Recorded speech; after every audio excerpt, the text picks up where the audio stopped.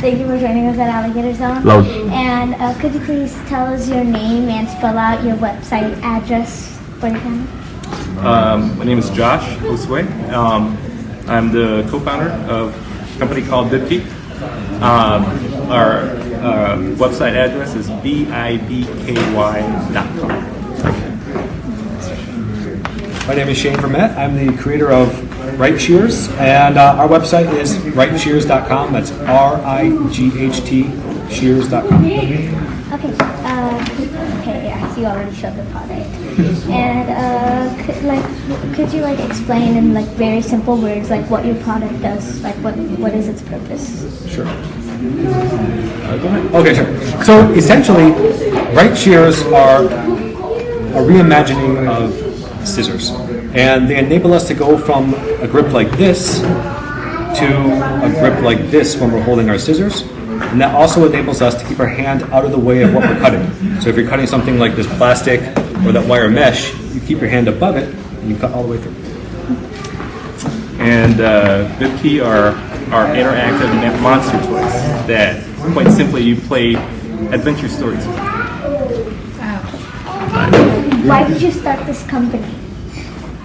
Well, for ourselves is we wanted to find out ways to minimize my kids. It was a personal problem. We wanted to minimize my kids of just sitting around staring at our screens and our iPads. Okay. Myself as well. So, and we found that simply reading books sometimes wasn't enough. It wasn't engaging enough. It wasn't exciting enough.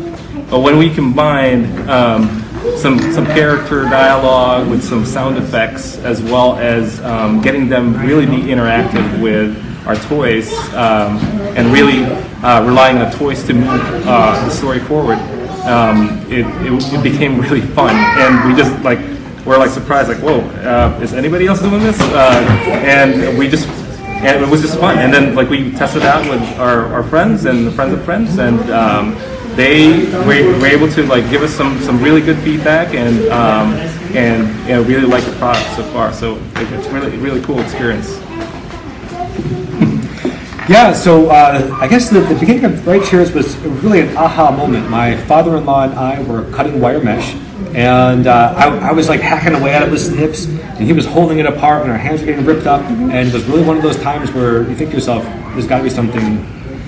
I have to get my hands out of the way of this wire mesh. And so, I drew some sketches on paper, and then I was like, okay, I need to build this thing. So I started building it.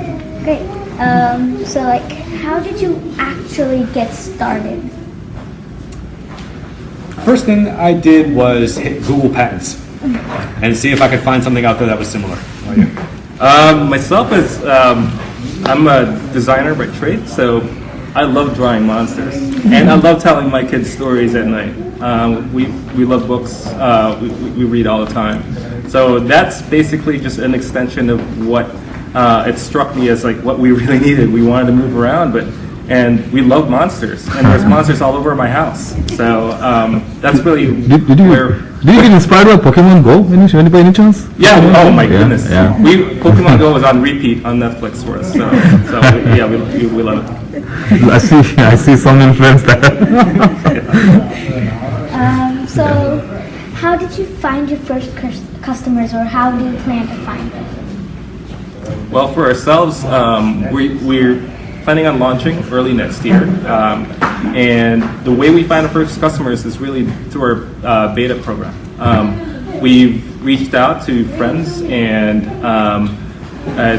really listened to their feedback, and they're essentially, we consider them as our first customers, since we give them our toys, even some very, very crudely, because we wanted to get their feedback as fast as possible, so we could iterate and improve upon it.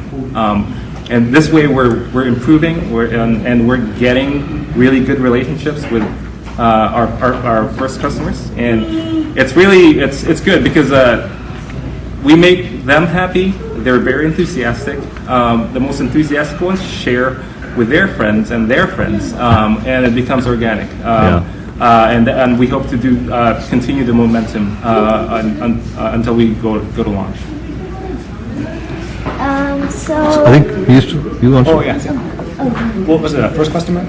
Oh, yeah. Right. Oh, okay. So I think in the beginning, what I did was I reached out to a lot of press outlets with something that I felt was I believed it to be true, but also sensational. So I tried to find something like that. I don't want to say something that's not true. So what I did was I reached out to press outlets and I said, the most important innovation in scissor design in 2,000 years. And then hopefully that got them to read the email, and I was able to get some a little bit of just kind of fun organic press coverage that way. But the reason I said that is because around 100 AD, that's when a pivot was put into scissors. And since then, the configuration has essentially been the same for the last 2,000 years. You're holding it like this. Yeah. Like, how do you plan to grow your company? Like, make it even more bigger? For us, it's word of mouth at the moment. But before growing it, we have to launch first, and we need to make sure we're satisfying our first customers, and we have to take it one step at a time.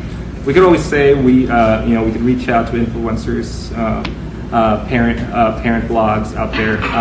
That's definitely in our plans, but at the moment we're focusing on getting a good word of mouth growth from our first customers.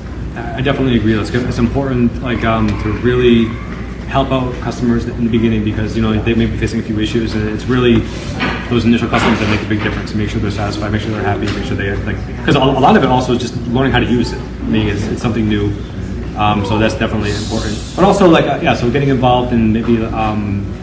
For example, there's a conference on hand therapy, so try to get involved with stuff like that. So, how can we, with the audience, help your startup company? Get the word out. Yeah, that's really it. For us, it's we'd love to get the word out.